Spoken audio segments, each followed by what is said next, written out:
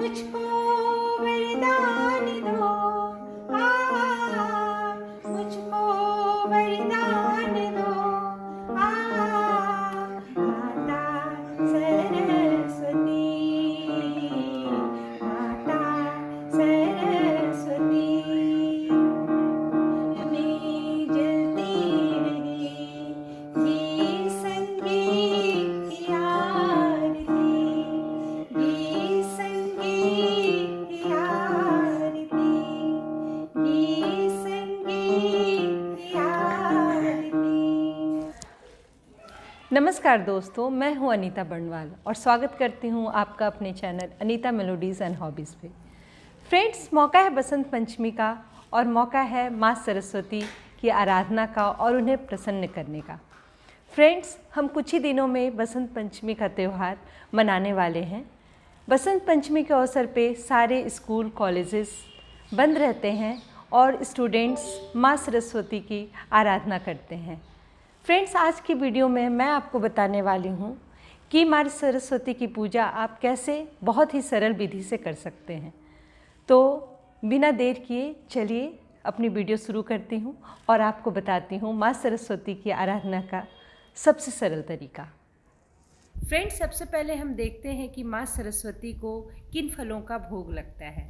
तो पहले हम एक पात्र लेंगे, उसमें बेर जो माँ को बहुत पसंद है, मटर, खीरा, गाजर, पीले फल में केले, पपीते, अंगूर, सेब और पीली मिठाई हम भोग के लिए रख सकते हैं, जो माता सरस्वती को बहुत पसंद है।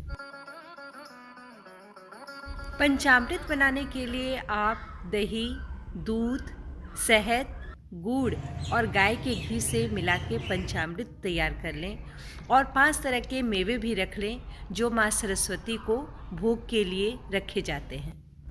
अब हम तैयारी करेंगे माता की चौकी की। एक चौकी लेंगे और चूँकि माँ को पीले वस्त्र पसंद हैं तो पीले ही रंग का आसन मैंने दिया है। फिर रोली या चंदन से पूजा स्थल पर स्वास्तिक का निशान बनाएं या रंगोली भी बना सकते हैं। स्वास्तिक बनाने के बाद उस पर अक्षत डालेंगे और कलश लेकर उसमें अक्षत, रोली, दूर्वा डालकर उसमें आम्र के पल्लव रखेंगे और माँ सरस्वती का ध्यान करते हुए एक नारियल कलश पे रख देंगे। जैसा कि हम सभी जानते हैं, माँ सरस्वती ज्ञान की देवी हैं और उन्हें सफ़ेद या पीले वस्त्र बहुत पसंद हैं, तो हम उन्हें पीले वस्त्र या पीली चुनरी से ही उनका श्रृंगार करेंगे। फिर सफ़ेद या पीले पुष्प की माला माँ सरस्वती को अर्पण करेंगे। चूँकि उन्हें सफ़ेद या पीले रंग के फूल काफ़ी पसंद हैं, इसलिए हमने यहाँ पे सफ़ेद कलर की माला माता को अर्पण किया है। दोस्तों, एक बात मैं और बताना चाहूँगी कि अगर आपके पास पीली चुनरी नहीं है तो आप अपना कोई नया ब्लाउज पीस भी माँ को अर्पण कर सकते हैं जो पीले रंग का हो। माला अर्पण करने के बाद पान के पत्तों पर सिंदूर और बिंदी, श्रृंगार की वस्तुएं भी माता पे चढ़ाएं। गंगा जल से पूजा के स्थान की शुद्धि करें और गंगा जल का छिड़काव करें। होली की शुरुआत भी आज के दिन से होती है, तो माँ को अबीर चढ़ाने की भी प्रथा है कि होली की जो शुरुआत होती है वो हम आज से करते हैं, माँ सरस्वती को अबीर अर्पित करें। उसके बाद घी का दीपक माँ के सामने जलाएं। कोई भी पूजा पंचामृत के बिना पूरी नहीं होती, इसलिए पंचामृत रेडी करें और जिसमें दही, दूध, शहद, गुड़ और शुद्ध गाय का घी मिलाया जाता है और एक तुलसी का पत्ता भी डाल दें। माँ के लिए 5 मेवों से बने पंचमेवा भी तैयार करें जो भोग के लिए बहुत ज़रूरी है। कोई भी पूजा करने के पहले भगवान गणेश की पूजा सबसे पहले की जाती है, तो हम भी यहाँ पर भगवान गणेश का आह्वान करेंगे और उनको पूजा स्थल पर स्थापित कर गंगा जल से स्नान कराएंगे। अपनी इच्छा अनुसार कुछ पैसे भी निकाल दें जो बाद में ब्राह्मणों को दान कर दें। अपने हाथों में फूल, बेलपत्र, अक्षत, दूर्वा लेकर माँ के सामने प्रार्थना करें और अपने उज्जवल भविष्य की कामना करते हुए माँ के सामने सारी चीज़ें अर्पित कर दें। ओम पुष्पम समर्पयामि, ओम बेलपत्रम समर्पयामि, ओम भूर्भुवस्सुवः तत्सवितुर्वरेण्यं भर्गो देवस्य धीमहि धियो यो नः प्रचोदयात्। हे माँ, सबका कल्याण करो। अब गणपति जी का ध्यान करें, उन्हें भी पुष्प, दूर्वा, अक्षत और बेलपत्र चढ़ाएं और उज्जवल भविष्य की कामना करते हुए उनसे प्रार्थना करें। दोस्तों, बसंत पंचमी का त्यौहार 5 फरवरी को हम मना रहे हैं। हिंदू मान्यता के अनुसार बसंत पंचमी के दिन ही माँ सरस्वती का जन्म हुआ था।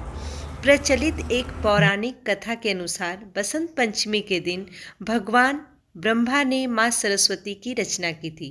ब्रह्मा जी ने एक ऐसी देवी की संरचना की जिनके 4 हाथ थे, एक हाथ में वीणा, दूसरे हाथ में पुस्तक, तीसरे हाथ में माला और चौथा हाथ वर मुद्रा में था। ब्रह्मा जी माँ सरस्वती को वीणा बजाने के लिए कहा, जिसके बाद संसार की सभी चीज़ों में स्वर आ गया। यही कारण है कि उन्होंने सरस्वती माँ को वाणी की देवी नाम दिया। बसंत पंचमी के दिन माँ सरस्वती की विधि विधान से पूजा की जाती है। पूजा के दौरान माँ सरस्वती को कुछ खास चीज़ों का भोग लगाने से बुद्धि के वरदान की प्राप्ति होती है। बसंत पंचमी के दिन पीले रंग का विशेष महत्व होता है। कहते हैं कि बसंत पंचमी के दिन माँ सरस्वती को पीले पुष्प अर्पित करना शुभ होता है।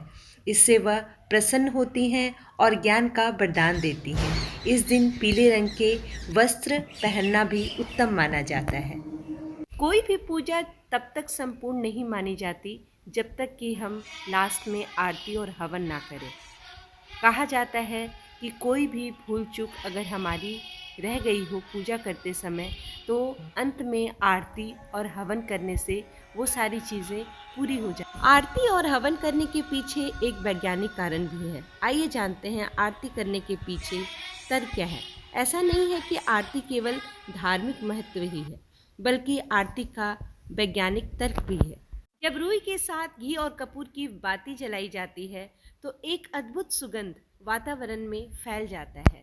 हमारे आसपास के वातावरण में मौजूद नकारात्मक ऊर्जा भाग जाती है और सकारात्मक ऊर्जा का संचार होने लगता है। इस वजह से मन में अच्छे विचारों का आगमन होता है और हमारा दिल और दिमाग शांत रहता है। साथ ही आरती में बजने वाले शंख और घंटी के स्वर के साथ जिस किसी देवता को ध्यान करके गायन किया जाता है, उनके प्रति मन केंद्रित होता है, जिससे मन में चल रहे प्रश्नों पर विराम लगकर हमारे मन को शांति मिलती है। आरती के साथ हवन के माध्यम से पूजन की पूर्णाहुति दी जाती है। ऐसी मान्यता है कि बिना हवन के पूजा अधूरी होती है। इसके साथ ही हवन करने से वातावरण शुद्ध होता है और घर में सकारात्मक ऊर्जा का संचार होता है। माता सरस्वती को कला की देवी भी कहा जाता है, तो पूजा स्थल पर अपनी नई किताबें, कलम और वाद्य यंत्र जो आप बजाते हैं उन्हें जरूर रखें और अक्षत, रोड़ी, चंदन लगाकर उनकी भी पूजा। ओम भूर्भुवस्सुवः सरस्वती देव्यै इहा गच्छ इह तिष्ठ, इस मंत्र को बोलकर अक्षत छोड़ें और अपनी पूजा पूर्ण करें। बसंत पंचमी के दिन ही माँ सरस्वती का जन्म दिवस भी मनाया जाता है। ऐसी मान्यता है कि सृष्टि के प्रारंभ में भगवान विष्णु की आज्ञा से ब्रह्मा ने मनुष्य की रचना की, लेकिन अपनी सृजना से वे संतुष्ट नहीं थे। उन्हें लगता था कुछ कमी रह गई है, जिसके कारण चारों ओर मौन छाया हुआ। भगवान विष्णु की सलाह से ब्रह्मा जी ने अपने कमंडल से जल छिड़का। पृथ्वी पे जल कण बिखरते ही उसमें कंपन होने लगा और एक अद्भुत शक्ति का प्राकट्य हुआ। यह प्राकट्य एक चतुर्भुजी सुंदर स्त्री का था, जिसके एक हाथ में वीणा तथा दूसरा हाथ वर मुद्रा में था। अन्य दोनों हाथों में पुस्तक एवं माला थी। तब ब्रह्मा जी ने उस देवी से वीणा बजाने का अनुरोध किया। जैसे ही देवी ने वीणा बजाना शुरू किया, पूरे संसार में एक मधुर ध्वनि फैल गई। संसार के जीव जंतुओं को वाणी प्राप्त हो गई। तब ब्रह्मा जी ने उस देवी को वाणी की देवी सरस्वती कहा। माँ सरस्वती विद्या और बुद्धि प्रदान करती हैं। बसंत पंचमी के दिन ही इनकी उत्पत्ति हुई थी, इसलिए बसंत पंचमी के दिन इनका जन्मदिन मनाया जाता है। माँ सरस्वती की विधि विधान से पूजा की जाती है और विद्या और बुद्धि का वरदान मांगा जाता है। किसी भी पूजा की संपूर्णता के लिए पूजा के अंत में नैवेद्य से हवन और आरती करना बहुत जरूरी है। माँ सरस्वती को ज्ञान की देवी के रूप में पूजा जाता है। मान्यता है कि माँ सरस्वती की पूजा करने से ज्ञान का विस्तार होता है, साथ ही साथ उनका आशीर्वाद भी प्राप्त होता है। तो इस बार अपने बच्चों से माँ सरस्वती की पूजा अवश्य करने को कहें और उनके साथ माँ का आशीर्वाद प्राप्त करें। कहते हैं कि हमारी हथेलियों में माँ सरस्वती का वास होता है। बसंत पंचमी के दिन जगने के बाद सबसे पहले अपनी हथेलियाँ देखने से माँ सरस्वती के दर्शन करने के बराबर फल की प्राप्ति होती है। इसी के साथ मैं अपनी वीडियो समाप्त करती हूँ और सरस्वती पूजा की ढेर सारी शुभकामनाएं देती हूँ। अगर मेरी वीडियो पसंद आई हो तो please like, share and subscribe करना ना भूलें। बसंत पंचमी के दिन माँ सरस्वती की आराधना करें, उनके मंत्रों का जाप करें और विद्या बुद्धि प्राप्त करें। बसंत पंचमी की ढेर सारी शुभकामनाओं के साथ मिलती हूँ आपसे अपने नेक्स्ट वीडियो में। तब तक अपना ख्याल रखें। जय माता दी।